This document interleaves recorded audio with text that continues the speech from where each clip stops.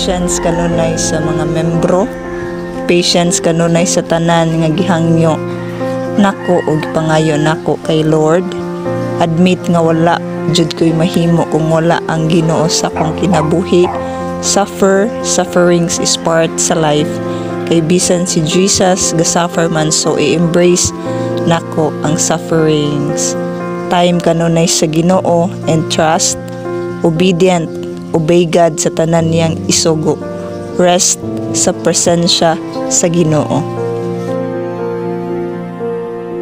Kining pag maisugon sa pagtuo diha kaniya, ngano kung maisugon ang usa ka magbubuhat sa pagpangalagad sa Ginoo, ingon nga tinawag sa Ginoo tungod kay ang Dios na gipiyal nga mga tawo nga pagdumalahon aron sila maglambo sa espirituwal nga pagkinabuhi.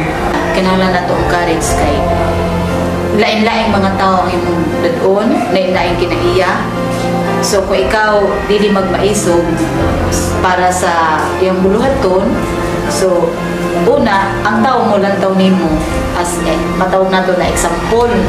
So bisan og tuod usahay imong bation na dili nimo kaya, imong kayanon uban sa tabang sa Ginoo para for the sake po sa katawhan na gipiyal sa Ginoo diha nimo. Magmaisugon ta sa atong pagtuo tungod kay og dili ta magmaisugon na dili ta makalampo sa atong sa tawag sa Ginoo sa among kinabuhi. Kay daghan man yung mga kakulian, mga kalisdanan ang sa gubangon ingon nga mamastur ta, pero dili ingon nga sa tanang panahon mga kalisdanan ra ang among sa gubangon na amang puy kalipay. Pero mao lagi na nga kinahanglan nga magmaisugon gyud ang atong pagtuo, sama sa pagtuo sa atong mga katigulangan nga barog gyud sila sa ilang pagtuo sa Dios kay nakaila man sila kinsa ang nagtawag nila. Ako nga pastor ug di ko magligon sa akong pagtuo. Unsaon man ako pagtudlo ngadto nila, mao na nga usag gyud kita or ako nga pastor.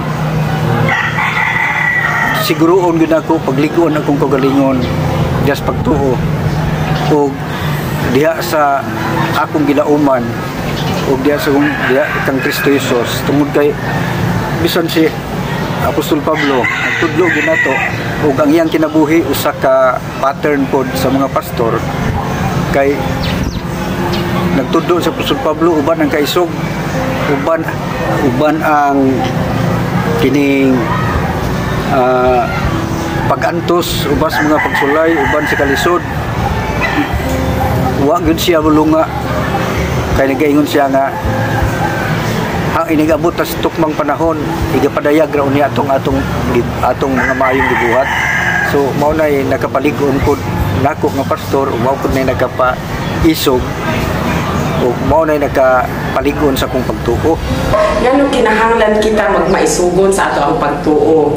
Para sa ako, tungod kay unang-una nakita nako kung paano si Ginoong Hesus nagmaisugon sa iyahang paghatag sa iyang kinabuhi para kanato.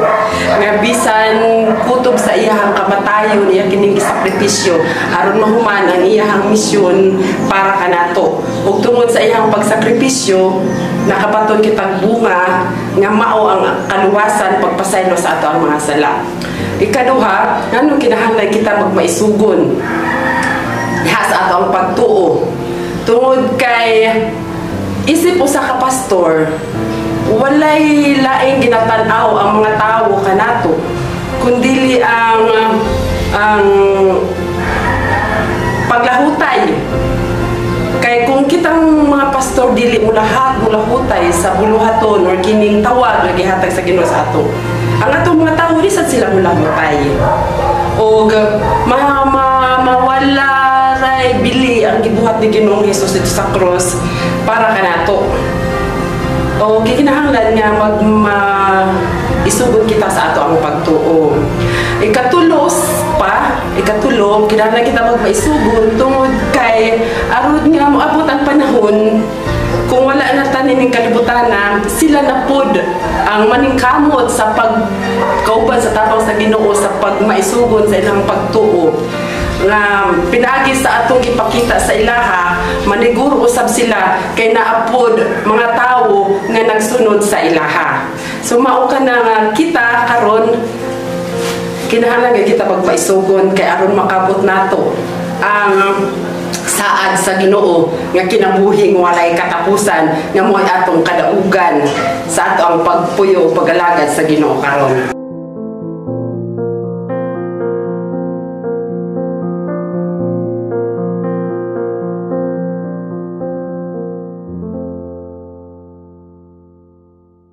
Danica Porcari, nagdako ko sa akong lulag-lulo nga akong mama nagtrabaho. So belong ko sa broken family. Akong mama nagtrabaho na ko sa akong lulag-lulo dayon. Si Danica or si Ikang ako lakinon, kasagaran akong kaduwa mga lalaki, agaw na ko.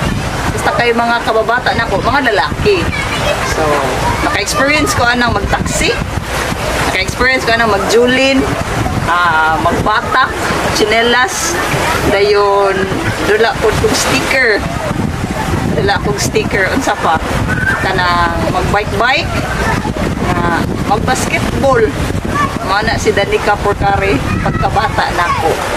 Dayon, naay panahon nga, bisag lakinon ko musimba mis akong lulag-lulo naging panahon nga si Pastora Lori ang nagwali miingon ko sa akong kaugalingon. Siyempre bata pa man ako sa akong lulag-lulo ato nga miingon ko nga akong gianaan si Pastora Lori nga magparehan niya ako ana si Ikang or si Danica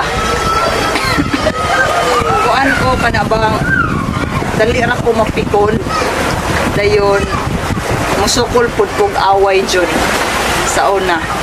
Nakasulay ko nga na ako'y gihapak ng classmate payong kung nakainom pa baka daw lang gihapak na ko siya sa likod ka nang sumugon ko nila pagkabata na ko. Pagkabata na ko wala ko gitrain ni nanay tatay og maglimpyo sa balay, manilhig. wala ko gitrain ana. Nagdako gid ko kanabang kanang pakatugon ko ni nanay pero si nanay ang matug, ako ang mulakaw.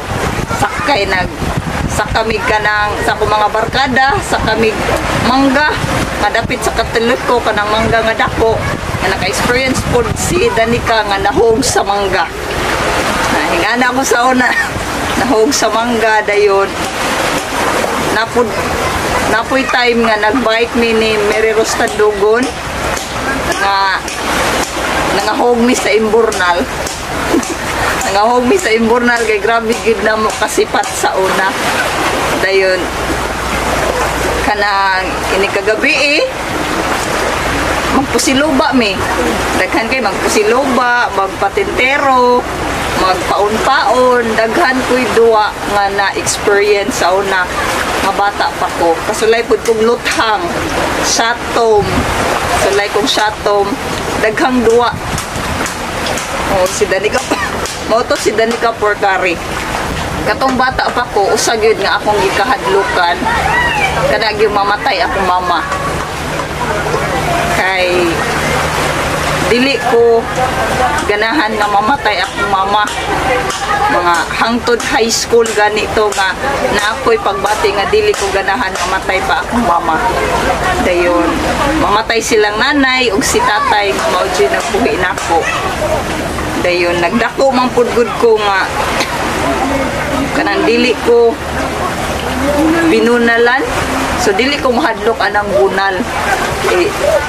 Dili man ko binunalan. Maoro man jud to akong gikahadlokan sa una. Nga bata pa ako kanang mamatay akong mama, mamatay si lola, si nanay ug si tatay. Pero dili man jud di ay mapugnan ang kamatayon. Maoro to akong gikahadlokan kanang yung mamatay si mama, nanay ug tatay nako. So si Danica Porcari pagkabata makaingon siya si Ikang sa una nga strong siya tungod kay wala siya nagdako nga naa iyang papa or wala gyud niya nailhan iyang papa, and then wala pa gyud iyang mama sa iyang kiliran. So nahimo siyang strong kay tungod kada bang para dili mabuli, nahimo siyang strong tungod kay kinahanglan gyud siya maging strong kay para niya dili kumpleto iyang pamilya.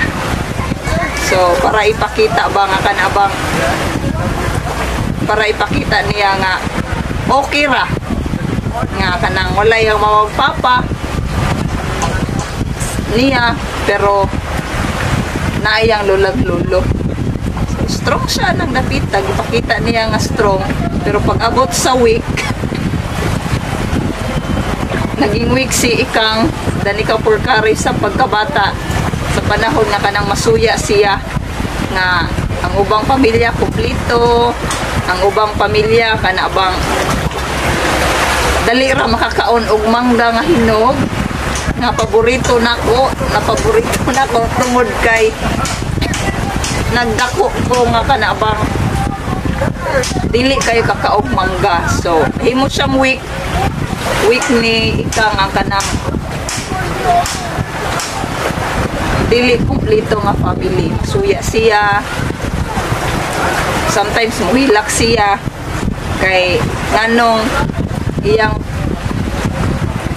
iyang kinabuhi or iyang pamilya dili kumplito. Ang Ikang katong bata pa siya, ang iyang unforgettable experience sa iyang mga kababata or barkada before kanang magpatintero me kada gabi nga taas kaayo among linya nadaghan kaayo me laki bain ako nga mga silingan mga barkada magpatintero gyud mi kada gabi. So kato siyang pinakanindot nako nga nahinumduman sa akong mga kababata nga nalingaw ko din sa akong family. Pagkabata na ako, ang unforgettable experience na ko sa akong family nga dili na ko makalimtan kana gyung katong naapa si nanay ug tatay. Oh my gosh. Kanang naapa si nanay ug tatay nga magtigumi na wala na kay siya nahitabo karon sukad nga nawala si nanay, nawala si tatay ug si nanay dili na kayo mi magtigom family. So mora tong dili na ko makalimtan sa nga experience nga moment sa akong family kana yung magtigom nga naa si tatay ug nanay kompleto mi na karon wala na nahitabo. So, ang akong mapapayo ni Ikang, nga bata pa, katong bata pa siya, or matambang na ko, magbinuotan yun, kanunay, atubangan sa imong pamilya, magbinuotan kanunay, labi na yun, atubangan sa Ginoo. Kanabang, o kanang masunurin, kung unsa isugo sa imong pamilya sunda o kanang si Danica Porcari pagkabata dapat yun na kanang sa life musukol yun dili sa gidikanan ha, dili sa mga barkada pero sa imong life Danica Porcari sa iyong pagkabata musukol ka.